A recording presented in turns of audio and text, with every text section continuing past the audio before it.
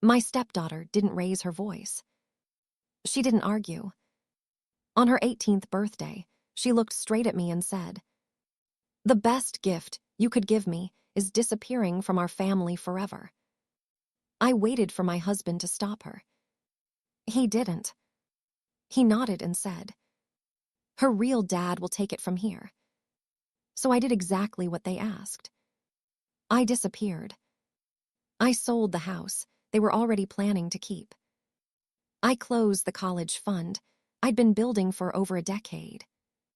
And what I left behind changed their lives in ways they never expected. I never imagined I'd be telling this story from this side of things. For years, I genuinely believed I was building something solid. Not perfect, but real. A family, a home, a future that made sense. I met my husband at a charity fundraiser in downtown Portland back in 2010. I was in my early 40s then, financially stable, emotionally settled, and finally at a point in life where I wasn't chasing excitement anymore. I wanted peace. I wanted purpose. And if I'm being honest, I wanted to build something that lasted. He was recently divorced, raising a 4-year-old daughter named Madison. He spoke about fatherhood with this mix of pride and exhaustion that felt familiar to me, even though I didn't have children of my own. When he talked about how hard it was to do everything alone, how he worried about giving his daughter the life she deserved, something in me softened. I wasn't looking to rescue anyone, but I was looking for a place where I mattered. On our first date, Madison joined us for dessert. She was small, bright-eyed, missing 2 front teeth, and bursting with stories that made absolutely no sense.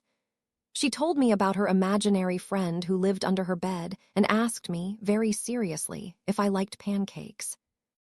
I said yes. She smiled like that answer mattered. My husband watched us with this grateful expression that made me feel chosen, needed. Like I wasn't just dating a man, I was stepping into something meaningful. We dated for several months before he proposed. It wasn't flashy.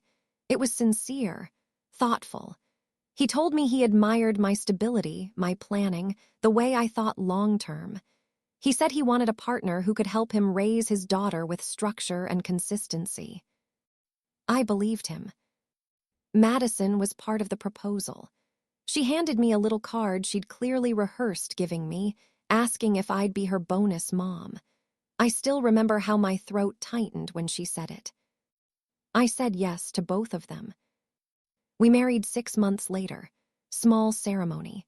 Close friends. Madison was the flower girl, wearing a white dress she insisted made her look fancy like a princess. During the reception, my husband gave a speech about how grateful he was to finally have stability again, how I'd brought calm into their lives. People cried. I did too. For the first few years, things felt right. I sold my condo and bought us a larger home in a great school district. 4 bedrooms, big backyard, the kind of house you buy when you're planning to stay. I covered the mortgage. I handled the finances. I made sure everything ran smoothly. Madison called me Mom within the first year. Her biological mother was inconsistent, present when it was convenient, distant when it was. I became the one helping with homework, attending school meetings, packing lunches, sitting beside her bed during nightmares. I didn't try to replace anyone. I just showed up. And over time, that mattered, to me at least. When Madison struggled socially at school, I was the one who listened. When she had her first heartbreak, I was the one who let her cry without fixing it. I paid for braces, summer programs, tutoring, anything that helped her feel secure and supported. I started a college fund when she was still in elementary school. Automatic monthly contributions. Quiet, consistent planning. By the time she reached her teenage years, it had grown into something substantial. I believed I was investing in our future. My husband stopped worrying about money. I encouraged it. I wanted him focused on being present, on being a good father. I handled the logistics. That was my role, and I took it seriously. Of course, there were moments of tension. There always are. Disagreements about spending, boundaries, expectations. But I told myself that was normal. Families work through things. You don't walk away when it gets uncomfortable. At least, that's what I believed back then. Because looking back now, I can see something I refused to acknowledge at the time. I was building a life, assuming I was permanent. And not everyone was doing the same. At the time, I thought love and consistency were enough. I didn't realize I was the only one treating this family like something that couldn't be replaced. Somewhere along the way, without a conversation or agreement, I became the person holding everything together. It didn't happen overnight. It never does. It happened quietly in small moments that felt harmless at the time. I was the one setting reminders for parent-teacher conferences. I was the one tracking Madison's grades. I was the one making sure doctor appointments were scheduled, forms were signed, and deadlines were met. My husband loved his daughter. I don't doubt that. But love, I learned, isn't the same as responsibility. When Madison needed braces, I handled it. When her extracurriculars became more expensive, travel teams, camps, private lessons, I paid for them without hesitation. I told myself this was what stepping into a parent role meant. You don't keep score, you just show up. I showed up everywhere. When Madison struggled in math, I hired a tutor. When she wanted to attend a summer leadership program out of state, I covered the cost. When college talk started in middle school, I opened a dedicated education account and set up automatic deposits. Every month, no matter what. I didn't announce it. I didn't make it a big deal. I believed real support didn't need applause. My husband trusted me with the finances completely. At first, that felt like partnership. Over time, it started to feel like abdication. If something cost money, it somehow became my decision.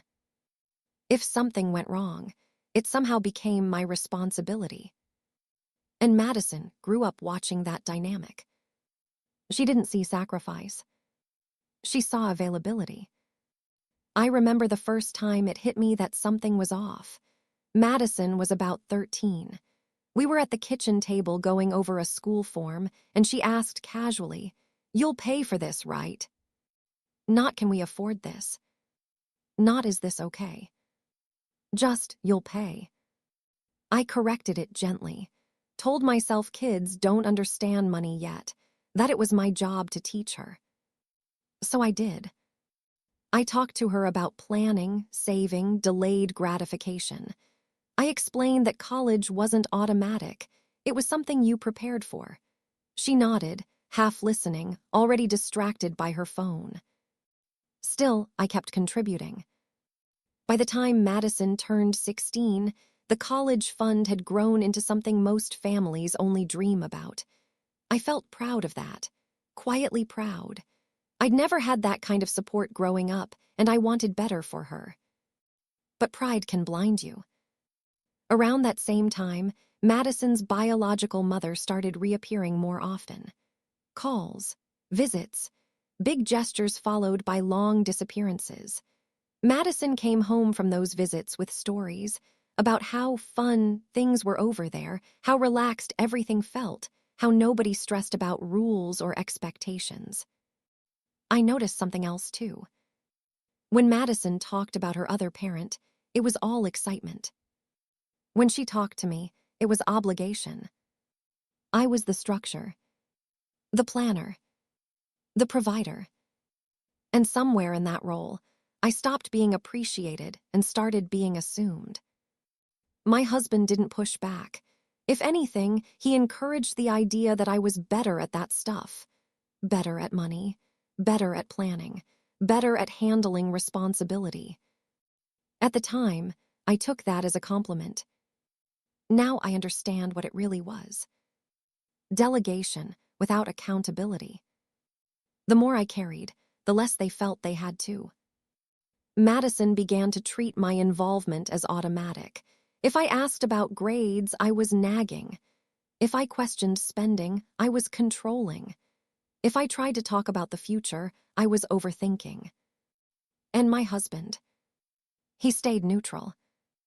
Neutrality feels safe, until you realize it always favors the louder voice. I kept telling myself this was just a phase.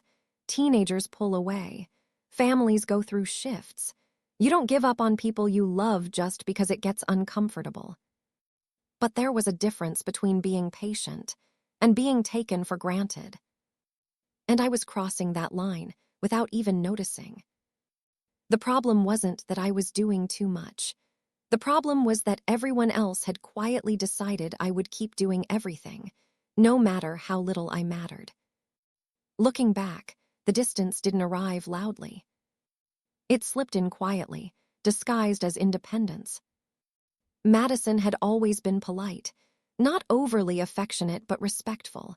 We had routines, small ones that mattered to me, checking in after school, sitting together during dinner, talking about her plans, her worries, her ideas about the future. Then, slowly, those moments started disappearing. When I asked about her day, I got one-word answers. When I offered help with schoolwork, she said she'd already handled it. When I suggested family movie nights, she suddenly had plans. At first, I told myself this was normal. Teenagers pull inward. They create space. That's part of growing up. But this felt different. It felt selective. She wasn't pulling away from everyone, just from me. Around the same time, her biological mother began showing up more consistently. More calls, more visits, more presence.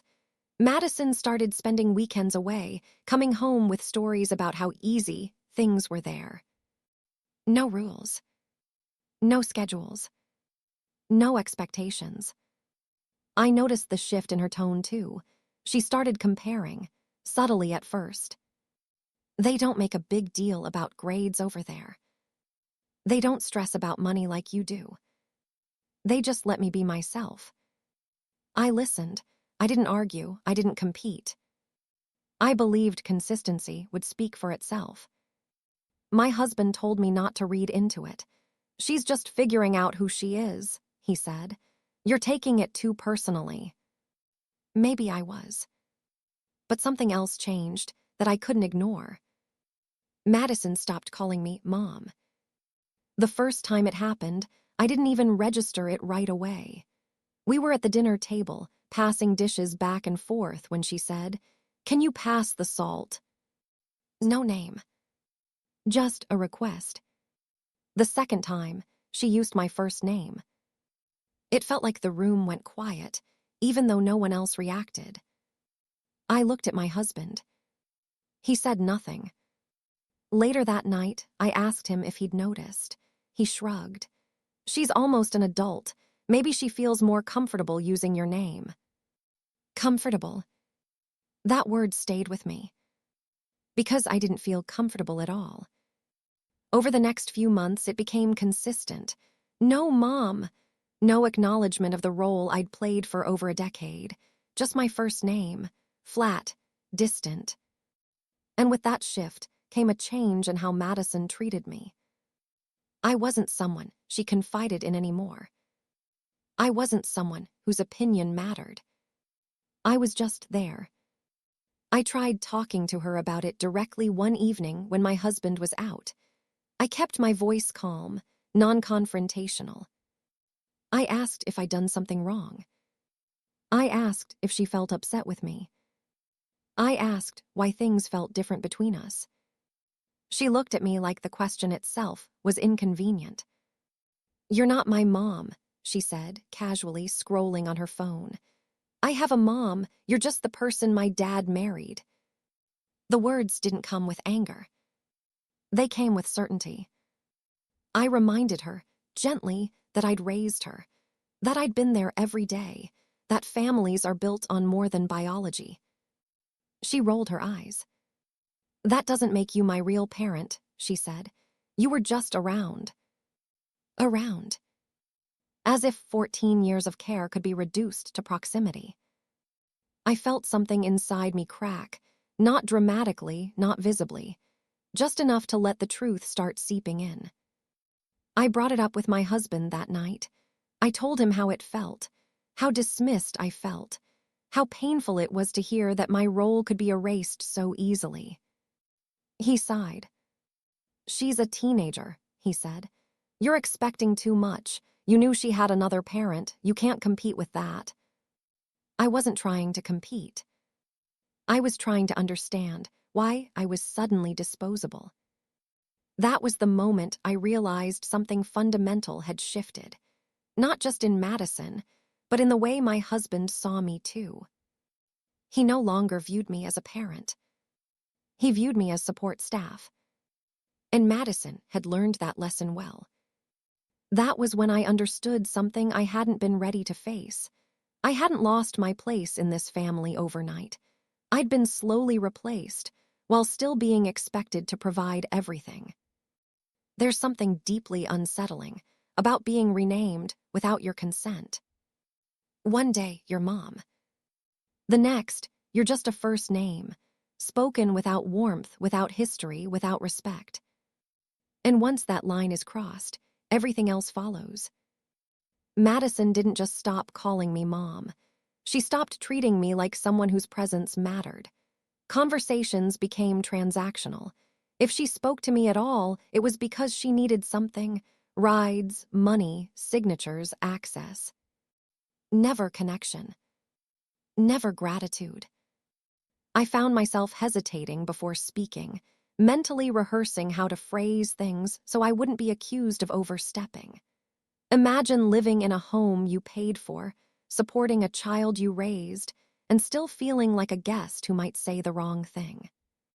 That's when I realized I was shrinking myself. And the most painful part was Madison's behavior. It was my husband's silence. He never corrected her, never defended me, never once said, "That's your mother, show respect." When I brought it up again, this time more directly, he accused me of making it about myself. "She's almost grown," he said. "You need to stop taking everything so personally." Personally. As if motherhood, chosen, practiced, sacrificed, was just an ego issue. I asked him if he understood what it felt like to give years of your life to a child, and then be told you were never really family. He didn't answer. He changed the subject. And that's when it hit me. Silence is a decision. By refusing to acknowledge the shift, he was endorsing it. Madison grew bolder after that. She questioned me openly, rolled her eyes when I spoke, ignored me when I set boundaries. And every time I tried to assert myself, she would say the same thing. "You're not my mom." Not angrily. Not defensively. Just dismissively. As if stating a fact that should end the discussion. I stopped correcting her, not because it didn't hurt, but because I could feel something else replacing the hurt. Clarity. I began noticing patterns I'd ignored before. How financial discussions always landed on me. How expectations flowed in one direction. How appreciation had quietly disappeared while entitlement settled in its place. Madison talked openly about her future plans, but never included me in them. College, travel, independence. She spoke as if the resources supporting those dreams were guaranteed, like gravity, like oxygen. My role, it seemed, was to remain invisible while continuing to provide. The breaking point came one evening when I overheard Madison on the phone in her room. She was laughing. "I can't wait to move out," she said. "Once I'm gone, things will finally feel normal."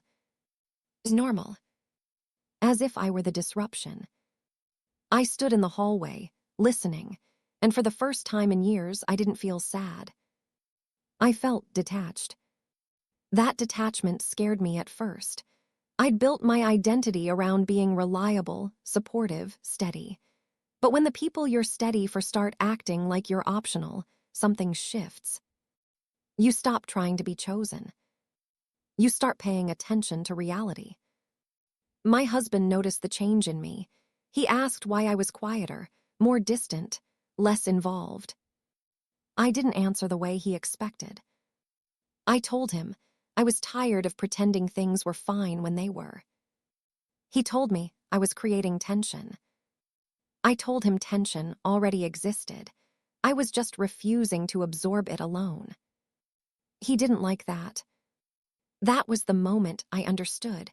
I wasn't just losing my role with Madison. I was losing my place in the marriage. And when someone makes it clear they no longer see you as family, but still expect you to act like it, that's not confusion. That's exploitation.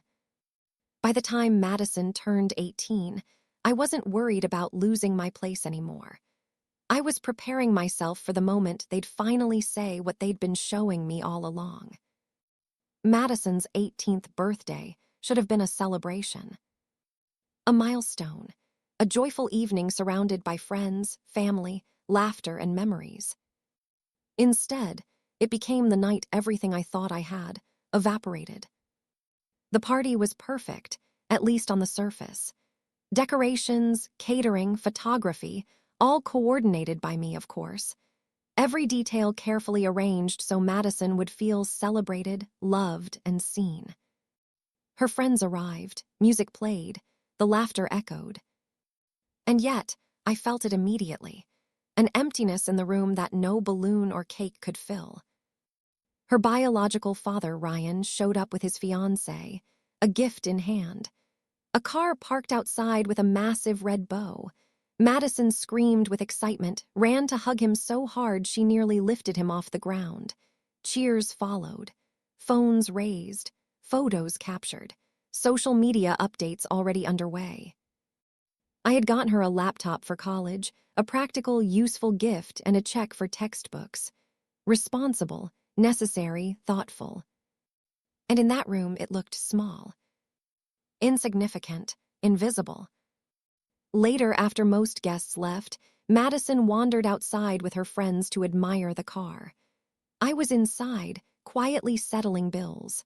My husband approached, flanked by Ryan and his fiancée.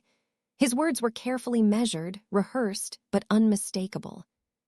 We think it's time for an honest conversation. Madison wants Ryan as her primary parent going forward, and it might be easier if you step back. I froze. The words weren't a suggestion. They weren't a discussion. They were a verdict. I looked at my husband, expecting him to defend me, to remind them all of everything I'd done, of the years I'd devoted, the money I'd spent, the sacrifices I'd made. He didn't. He simply nodded along. Her real father will take it from here, he said softly. That phrase echoed in my head. Real father. Not the one who'd raised her. Not the one who'd been there for every scraped knee, every homework meltdown, every late-night fear. Just real father. I remember the moment crystal clear. Something inside me turned cold and sharp. I realized I'd been given exactly what I'd been preparing for in secret, though I hadn't known it. Permission. Permission to disappear. To reclaim my life. To stop being invisible. To stop being treated like an ATM, a chauffeur, a caretaker, and nothing more. I told them quietly, if that's what she wants, I'll disappear. Madison's face lit up. Victory, triumph, relief. And my husband, my once partner in life, looked pleased, satisfied, as if the problem had been solved. I walked away that night knowing it wasn't over. Not for me. But it was over for them. The life they assumed I'd continue funding, protecting, and participating in no longer included me. I didn't pack in anger. I didn't scream. I didn't argue. I calculated. I planned. The house was mine. The funds were under my control. The assets I'd painstakingly built over more than a decade were protected. And I would not allow anyone, no matter their entitlement or charm, to dictate my future anymore. Madison asked for a disappearance. I was finally ready to deliver it. They wanted me gone. Every gift, every sacrifice, every ounce of care ignored. But the story didn't end there. What I left behind would change everything they thought they owned. The next morning, I woke early before anyone else. Coffee in hand, I sat at the kitchen table, surrounded by quiet. The house was still theirs in appearance, but I knew it was. I had spent the night reviewing everything: legal options, financial implications, contingencies. Every step had to be clean, unchallengeable, and final. I wasn't acting out of spite. I was acting out of clarity. I was reclaiming what I had built while being told I didn't belong. First, the house. It was in my name alone. I had bought it before marriage. My husband had contributed in small ways here and there, but legally it was mine. Selling it wasn't just an option. It was the only way to ensure that my disappearance would be complete. I didn't want reminders. I didn't want obligations. I called my real estate attorney. "Stephen," I said calmly, "I need to sell the house fast. I need everything done legally and beyond dispute. I need it ironclad." He paused, sensing my seriousness. "Are you sure?" "I'm certain," I replied. "This isn't impulsive. It's necessary. Everything they've asked, this is the consequence of it. I need protection. And I need to start over." Next, the college fund. Madison had always known about it. She'd grown up expecting it. Automatic deposits every month, slowly building over the years into a fund large enough to cover most of her tuition at a good university. Over $180,000 saved, a decade in the making. I contacted my financial advisor, Patricia. "I'm removing Madison as beneficiary," I said firmly. "Closing the account, transferring everything to my retirement portfolio." There was a pause. "That's significant," she said. "Are you sure?"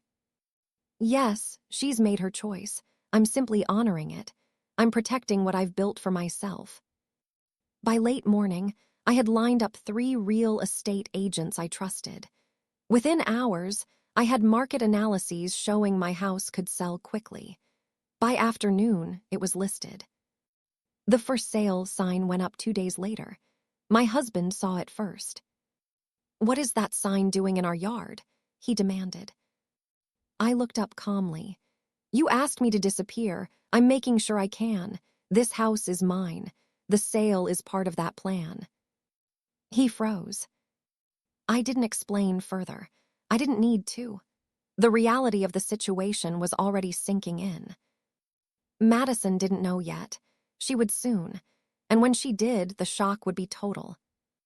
Over the next week, I watched the tension grow. My husband and Madison argued over the logistics, over the implications, over what they assumed they would still have. Every question, every plea, every emotional outburst only reinforced one thing: I had been right to act decisively. And I hadn't stopped there. I began packing my things. Furniture I had purchased, personal items, office equipment, everything I had truly owned was ready to move. Everything my husband or Madison had picked out or contributed over the years would remain. Let them face it. Let them deal with it. Before I left, I prepared one final gesture: a small envelope for Madison on the kitchen counter. Inside, a letter and a check for $5,000. "Madison," it read, "this represents roughly 1 month of expenses I covered for you over 14 years. 1 month out of 168. It's yours to keep. No strings attached. Consider it a graduation gift from someone who was never your mother, just someone who was there. The rest is now securing my future. You wanted me gone. I'm disappearing. But I take with me everything that truly mattered." I didn't linger. I walked out. The house, the college fund, the past 14 years, they were no longer mine to manage in their world. And yet, in that quiet departure, I felt free. For the first time in years, I wasn't giving everything to people who didn't value it. I was reclaiming control. I was stepping into a future that was mine, not theirs. mine. They thought they could erase me. They thought they could claim everything I'd worked for. But what they didn't see coming was the quiet way I planned every step, and the way it would hit them when reality finally sank in. I wasn't there when Madison found out. And honestly, that was intentional. I had already moved into a short-term apartment across town, somewhere quiet, anonymous, and temporary. No family photos on the walls, no history in the corners, just space to breathe. The call came 3 days after the house officially went under contract. My husband's name lit up my phone. I let it ring. Then again. And again. By the fourth call, I answered, not because I felt obligated, but because I was curious. I wanted to hear the moment when assumptions finally collided with reality. "Did you do this on purpose?" he demanded, skipping any greeting. "Do what?" I asked calmly. "Madison just found out the house is being sold, and the college account she tried to log in. It's gone." She's hysterical. There it was. Not concern. Not remorse. Panic. I leaned back on the couch and waited. Silence is powerful when you don't rush to fill it. "She's crying," he continued. "She doesn't understand how you could do this to her." I almost laughed, but I didn't. Instead, I said, "She told me I wasn't her mother. She asked me to step back. I did exactly what she wanted." "That's not what she meant," he snapped. "She didn't think you'd actually." "Stop paying," I finished. "Stop providing, stop existing as a resource." He didn't answer. Madison took the phone next. Her voice was shaking, uneven, stripped of the confidence she'd worn for years. "You ruined everything," she said. "How am I supposed to go to college now?" I asked her a single question. "Didn't your real parents say he'd take it from here?" Silence. Then sobbing. Not grief. Not regret. Fear. For the first time, Madison wasn't reacting emotionally. She was reacting financially. Practically. The fantasy she'd been living in had collapsed overnight. "I didn't think you'd actually leave," she said. And that was the truth, wasn't it? They never think you'll leave. They think you'll stay invisible forever. I reminded her, calmly, that adults are responsible for their own futures, that choices come with consequences, that erasing someone from your life doesn't mean you still get to benefit from everything they built. She accused me of being cruel. I didn't argue. I didn't defend myself. I didn't explain. Because explanations are for people who still see you as human. The calls didn't stop after that. Extended family reached out. Friends, even people I hadn't spoken to in years. Some said I was too harsh. Some said I was teaching a lesson. Some said I'd gone too far. What none of them said was this: "You were right." Because saying that would force them to acknowledge something uncomfortable. That love without boundaries turns into exploitation. My husband tried once more. He showed up unannounced at my apartment. "You didn't have to do all this," he said. "You could have talked to us." I looked at him and realized something startling. I didn't miss him. Not the partnership. Not the marriage. Not even the version of myself I used to be with him. "I talked," I said. "For years. You just didn't listen until money disappeared." He had nothing to say to that. Madison ended up delaying college. Ryan couldn't afford tuition the way she'd assumed.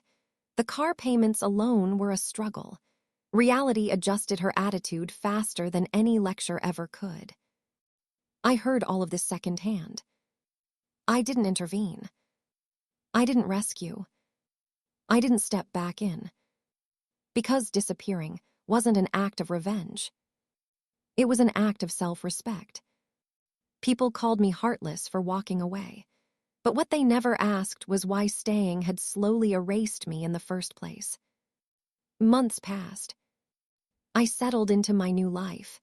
Minimalist apartment, quiet mornings, my own space. I cooked for myself, walked without interruptions, slept without judgment. It was freedom. And yet, I couldn't stop thinking about Madison, about my husband, about the life I had invested in so fully, only to have it vanish. Then came the coffee shop encounter. Madison, behind the counter, wearing an apron, her hands shaking as she took orders, her face pale the moment she saw me. "Hi," she whispered. I smiled faintly. Small coffee, black. She made it carefully, deliberately. The tremor in her hands betrayed every ounce of control she tried to maintain.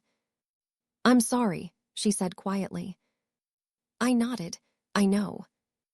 That was it. No lecture, no explanation, no false reassurance, just acknowledgement. She didn't ask for the house back. She didn't ask for the college fund. She didn't ask for anything she once assumed was hers. She just said sorry. And that was enough. Because the lesson wasn't about her. It was about me. For years, I had measured love by sacrifice, by patience, by giving more than anyone else could see, by holding a family together that didn't always want to be held. And for years, I had ignored my own value, my own boundaries. Disappearing wasn't cruelty. It was a declaration. I matter. My time, my energy, my finances, my life, these are mine to protect. I left a small gift for Madison on the counter. $5,000. A tangible recognition of our years together, but no more than a fraction of what I had invested. She took it slowly, carefully. She didn't argue, didn't protest. She didn't try to manipulate. For the first time, she interacted with me as an equal, not as someone obligated to serve her needs. That evening, I walked out. No goodbyes, no dramatic gestures, no looking back. I didn't need closure from them. I had closure from myself. And over time, the stories reached me. Madison enrolled in community college, not the big university she had planned. Ryan and my husband struggled to adjust. The life they assumed I'd keep supporting unraveled in ways that were small, practical, and unavoidable. I felt no joy in their struggle, only confirmation. The confirmation that when someone repeatedly shows you who they are, you need to believe them. That the life you imagined isn't always the life that exists. And that stepping away from those who take for granted everything you give is not abandonment, it's liberation. I didn't become bitter, I became cautious. A woman who understands her worth.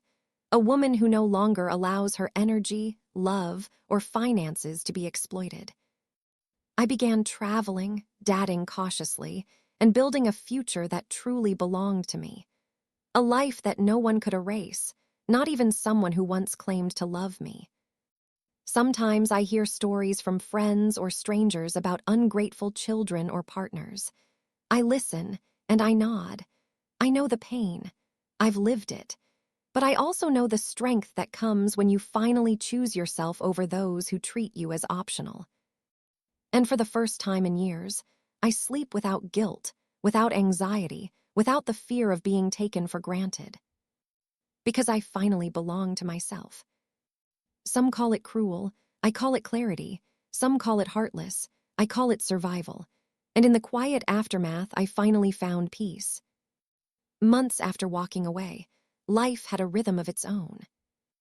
No chaos, no constant expectations, no invisible ledger of who I owed what. Just me. I thought a lot about Madison, about my husband, and about the life I had given so fully. Not with anger, though there was plenty at first, but with understanding. The past 14 years had shaped me, taught me patience, resilience, and most importantly, self-worth. I realized that love isn't about being indispensable to someone else. Love isn't about sacrificing your own stability for their convenience. Love is respecting boundaries, respecting yourself. I still remember the letter I left for Madison on the kitchen counter. $5,000, a tangible acknowledgement of the care I had given. But it wasn't about money. It was about setting a boundary, about showing her that love doesn't mean losing yourself. And it worked. She learned the consequences of her choices. She learned that words have weight, that entitlement has limits, and that real parents are more than just biological. Real parents act with integrity. Real parents teach responsibility, even when it's uncomfortable. For me, life continued. I traveled when I wanted. I invested in my future instead of someone else. I began dadding, slowly, carefully. No rush, no compromise, and I rediscovered hobbies and passions I had set aside for years. Friends noticed a difference. I carried myself differently, not bitter but confident, not isolated but self-assured. I had given everything I could, and now I could finally receive in return respect, freedom, and peace. People often ask me if I feel guilty. Do I miss my husband and Madison? Sometimes, but missing them is not the same as needing them. They made their choices, I made mine, and in every decision I acted with clarity and integrity. I also realized something crucial. Just because someone is ungrateful doesn't mean you are wrong. Just because someone rejects your efforts doesn't mean your efforts had no value. I raised Madison with love. I supported her. I protected her. And yes, it was painful when they rejected me, but that pain was temporary. The empowerment I gained by standing up for myself is permanent. Every morning now, I wake up knowing I belong to myself first. My time, my energy, my finances, my life, they are mine to protect. No one else can dictate my worth or my future. And that is liberating beyond words. I tell this story not as a cautionary tale about family, but as a lesson about self-respect. About knowing when to step back, when to stop giving, when to stop being invisible in your own life. About valuing yourself enough to walk away when love is unappreciated or conditional. Because sometimes the greatest gift you can give yourself is freedom. Freedom to choose your life, your happiness, and your future without apology. Madison and my husband, they made their choices, I made mine, and I am thriving. I sleep well. I live boldly. I love intentionally. And I've learned that when you finally stop bending to the will of those who undervalue you, life opens up in ways you never imagined. And in that space, quiet, safe, free, I finally found myself. Some called me heartless. Some called me cruel, but I call it clarity. And in the end, standing up for yourself is never selfish. It's survival, empowerment, and the start of a life truly your own.